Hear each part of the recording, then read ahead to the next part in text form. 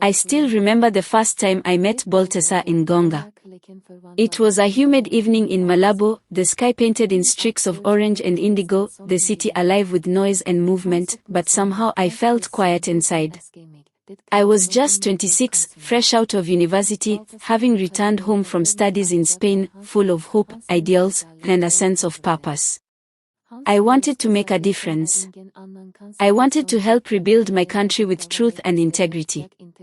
He entered my life like a hurricane, refined, brilliant, charming, with a magnetic power that made you feel like you were in the presence of a man born to rule. Baltasar Engonga was more than just a man, he was a symbol of fear and respect. As the head of the National Financial Investigation Agency, he was both the guardian of the nation's riches and the gatekeeper of its deepest secrets. And somehow, he noticed me. It began innocently. I was hired as a consultant to work on transparency reforms, part of a diplomatic charade to show the world Equatorial Guinea was changing. I believed in it. Baltasar said he did too. Our first real conversation happened during a private briefing. I had just given a presentation on anti-corruption strategies. He waited until everyone left, then looked at me with those eyes cold, calculating, yet somehow soft around the edges when he smiled. He said, "You are dangerous not because you know too much, but because you speak truth without fear." That was the beginning of everything. We started working closely. Too closely. He began inviting me to private dinners, to talk ideas, and I naively flattered accepted. It didn't take long before I found myself falling into his world. A world of private jets, secret estates, and whispered conversations behind locked doors. A world he never allowed to be photographed. He told me I was different. That I was the woman he had been searching for his whole life. He told me he couldn't be seen with me publicly, not yet, because of enemies, because of political complications, and the volatile nature of his position. But that one day, soon, he would make me his wife. His real wife. Not the one on paper, the one they made him marry for appearances. He said I was the one he loved in silence. And I believed him. For over 3 years, I was his hidden wife. We traveled together, always separately, always secretly. He bought me a house in Bata under a false name.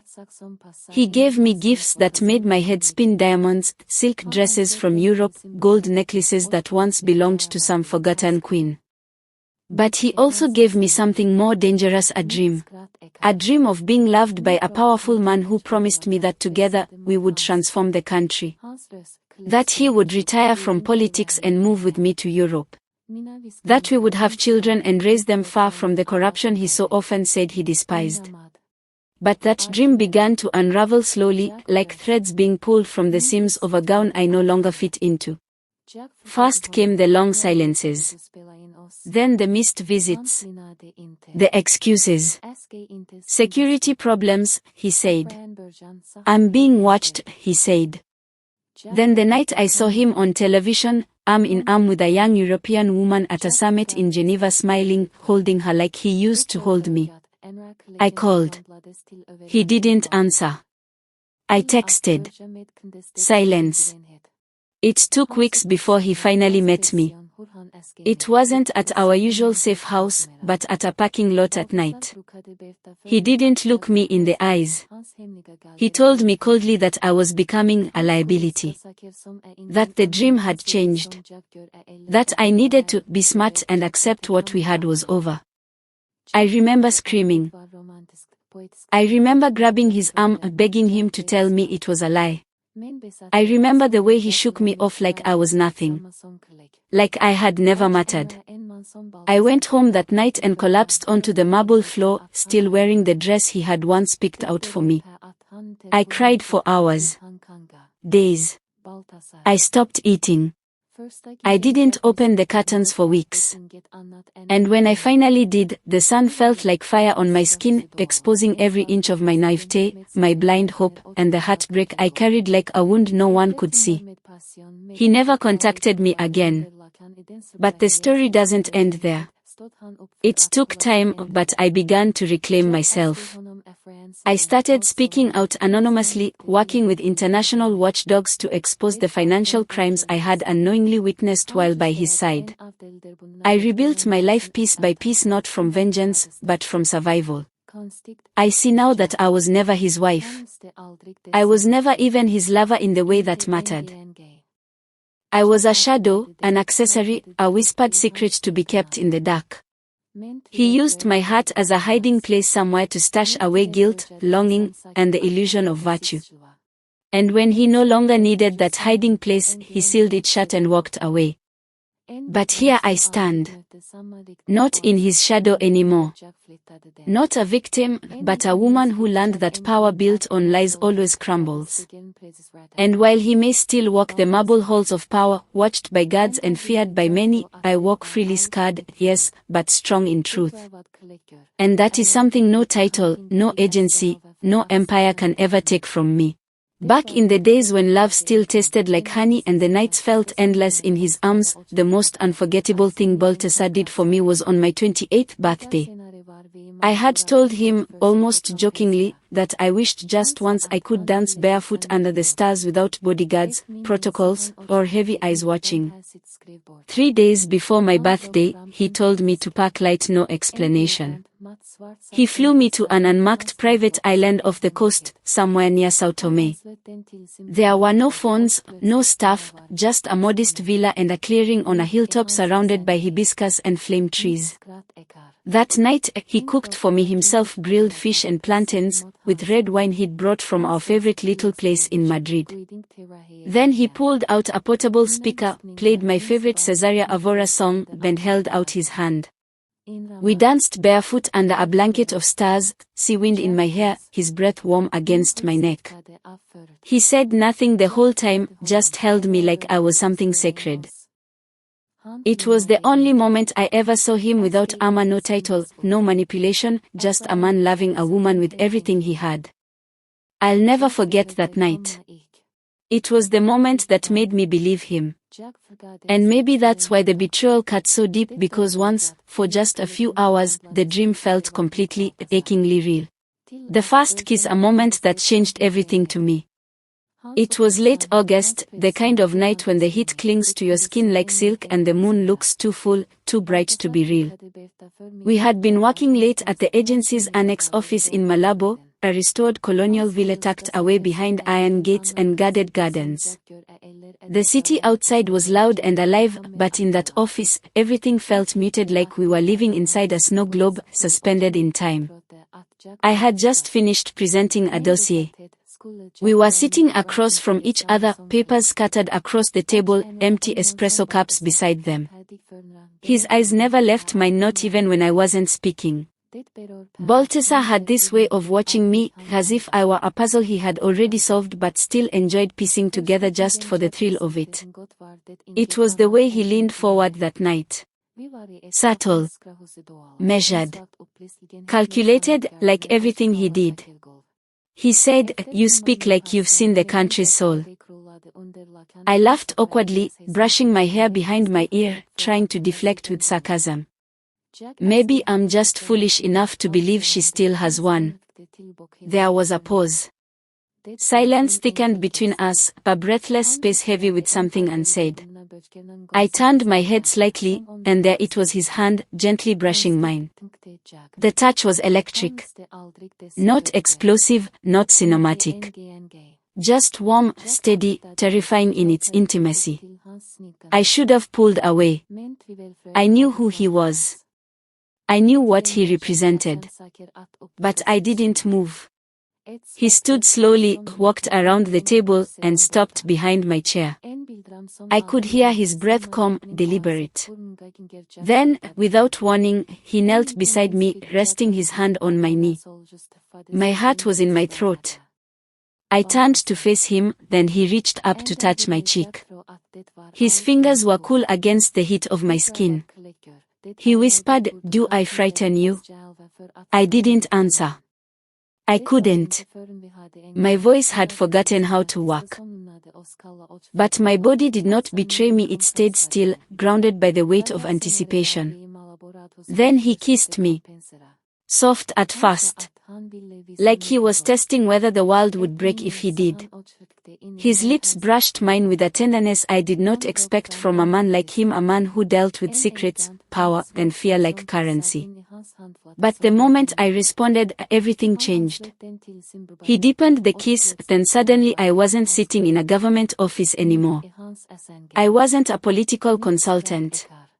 I wasn't even myself. I was a woman unraveling beneath the hands of someone who, in that moment, held my entire world in his mouth. My hands found his shoulders. His arms wrapped around me. Time bled out of the room.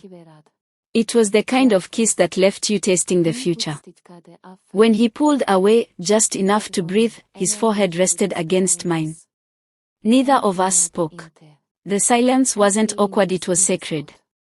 My body trembled not out of fear, but from the realization that I had just stepped into a world I would never be able to live the same way I entered.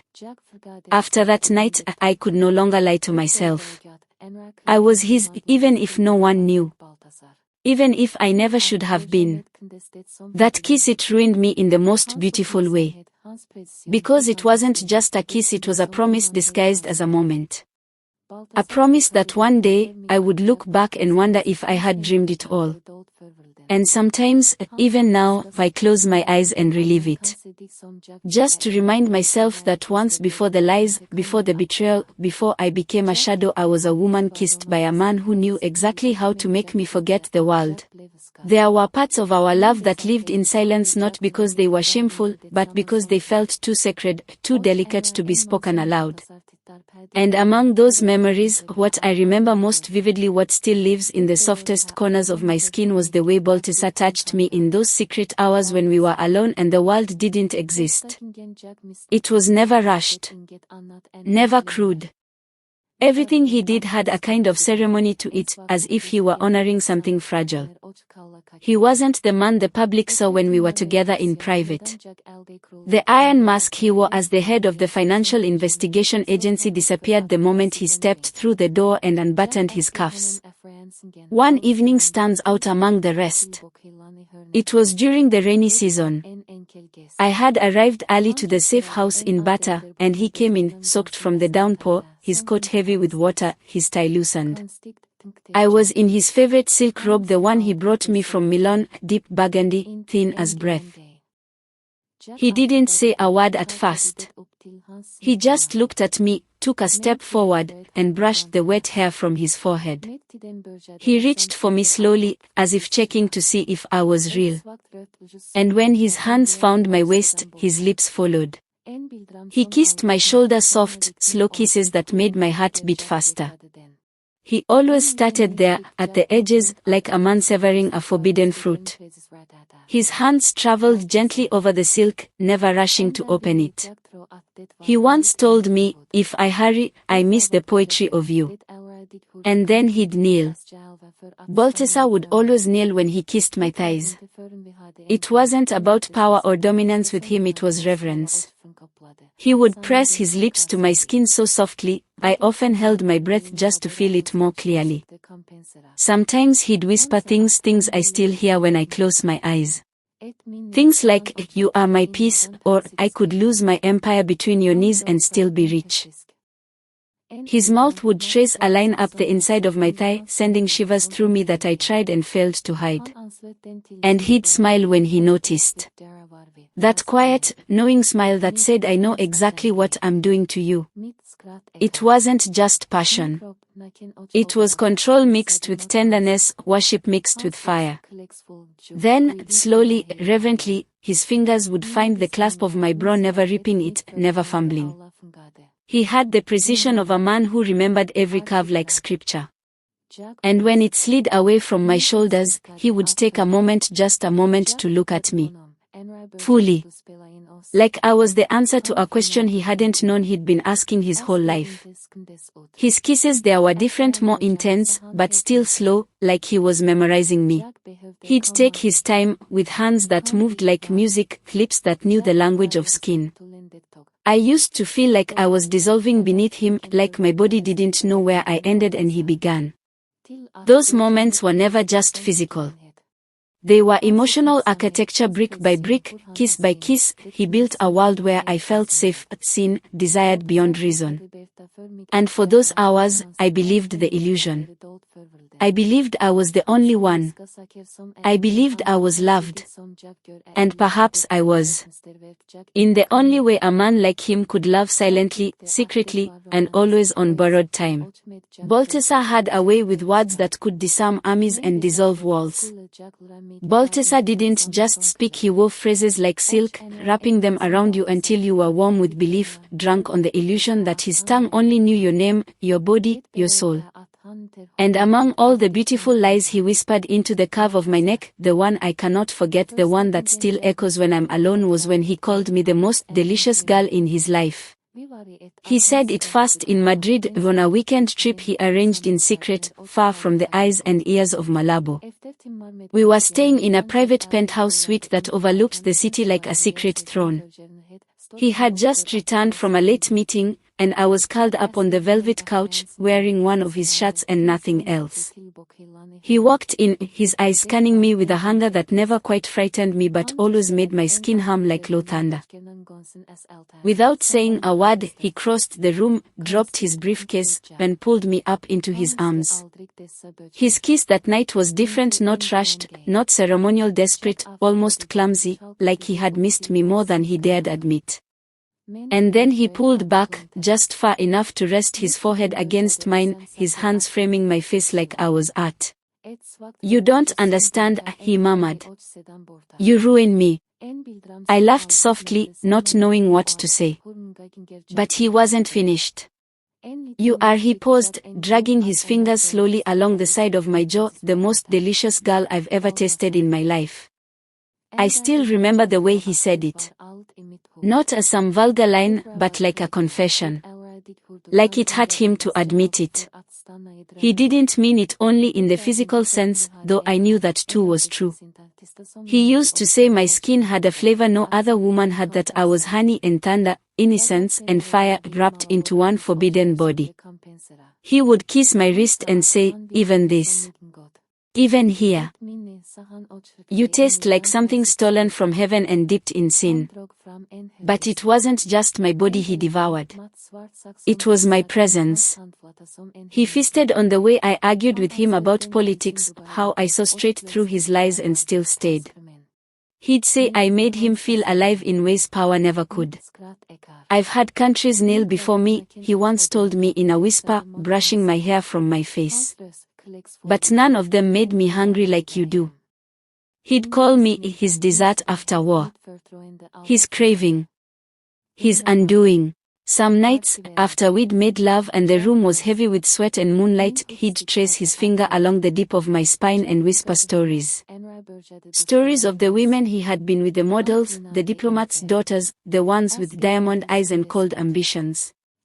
"They all wanted something," he said once, his voice low, his mouth against my shoulder. "But you are something." He'd bury his face into my neck like he was hiding, like my scent was a refuge. "You don't just tempt me," he said. "You haunt me. I walk into meetings thinking of your mouth. I speak to presidents with the taste of your kiss still on my tongue." I was his obsession. And in the twisted garden of his heart, I bloomed alone, in the shadows, where no one else was allowed to see. He'd sometimes grow possessive, too. If another man so much as looked at me for too long, he'd lower his voice and grow dangerously still. "He doesn't know what you taste like," he'd say with a smile that never reached his eyes. "He doesn't know what it's like to starve for something you've already had. I do." And somehow, those words never scared me. They made me feel powerful. Wanted. Chosen. He told me once, if I could, I'd keep you in my mouth all day. The way your voice lingers, the way your body reacts. I've never had a meal so sweet, so sharp, so completely addicting. But what I didn't see then, what I was too in love, too lost to realize, was that men like Baltasar don't eat to nourish. They consume to possess. And when they've feasted long enough, they move on, full and unsatisfied all at once. Still, I remember those words. You are the most delicious girl in my life. And I carry them not as a trophy, but as a scar.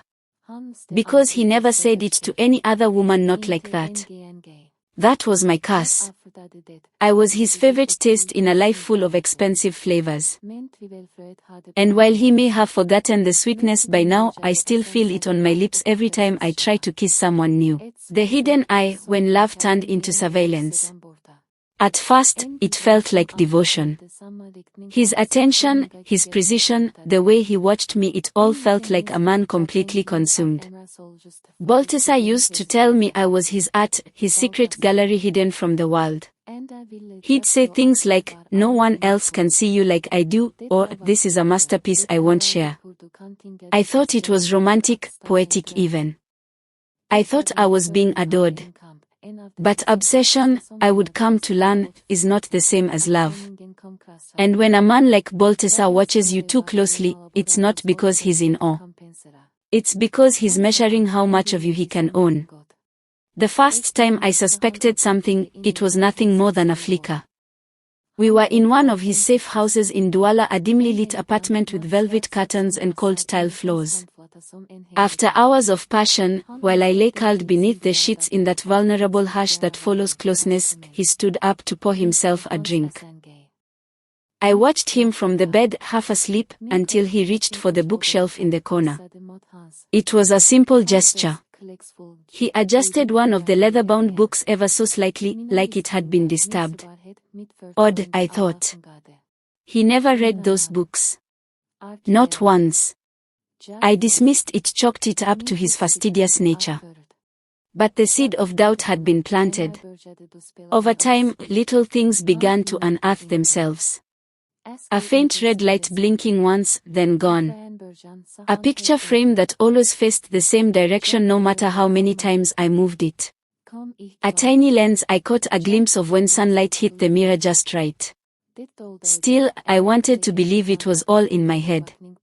That's what love does, it teaches you how to gaslight yourself for the sake of staying in the dream. It wasn't until we had a fight, one of the rare, quiet ones that left us cold and disconnected, that the truth came crashing in. Days later, we were in the Malabo townhouse, trying to make up. He said he wanted to show me something. A memory, he said, reaching into the drawer of his desk. He pulled out a hard drive. A sleek, matte black thing that fit into his palm like a secret. He plugged it into his laptop, and suddenly there we were on screen. Me, in his bed. My laughter echoing. My body, bare and unguarded, pressed against his. His voice loving, deep, guiding the rhythm. My whispers, my vulnerability, my trust, all captured. Framed. Archived. I froze. My skin prickled with betrayal. I asked him, "When did you start recording us?" He didn't flinch. Didn't look ashamed. "From the beginning," he said simply. I needed to remember. Remember what? I asked, my voice thin, cracking. "How you make me feel," he said, and reached for my hand. "You're not like the others. You're the one I need to keep." Keep. The word didn't sound like devotion anymore. It sounded like possession. He showed me more. Folders upon folders. Files with dates, times, labels like a first moon or a post-rainstorm session. Some were from angles I never noticed. Some were audio only. Some had titles that chilled me. I felt sick. Violated. My body, which once felt worshipped, now felt studied, dissected. "You never asked," I said, backing away. "You never asked if you could do this." He tilted his head, almost confused. "You're mine. Why would I need to ask?" That was when I realized I hadn't been loved, I'd been archived. Collected like evidence. Cherished, yes, but not as a woman. As a memory. A trophy. A secret indulgence that he could rewind and relive on command. What broke me wasn't just the footage. It was knowing that every moment I thought was sacred, every time I cried out his name in ecstasy, every time I whispered my fears into his chest, every time I said I love you was captured. Not for love. For control. In the weeks that followed, I couldn't sleep. I kept imagining him watching me, rewatching me, fast-forwarding through my heart like a file. I would lie awake, shivering, wondering how many other women had folders like mine. How many were buried inside that hard drive, unaware that their most intimate moments had become data. When I confronted him one last time, when I begged him to delete it, he didn't get angry. He didn't yell. He just smiled. "I'll never delete you," he said. "Even when you're gone, you'll be mine. Forever." That was the night I left. No goodbye, no final kiss. I packed what I could, ran barefoot to the car, and drove until the city lights disappeared behind me. I still wonder if he watches me now, even in memory. If I exist somewhere in his collection, posed on a frame where I'm laughing, unaware of the lens. I wonder if he ever misses the real me, or if the version he saved was always enough. Because love, when filtered through surveillance, stops being love. It becomes evidence of a dream that was never mutual. And though I escaped his bed, his home, his country, I've never fully escaped the eye.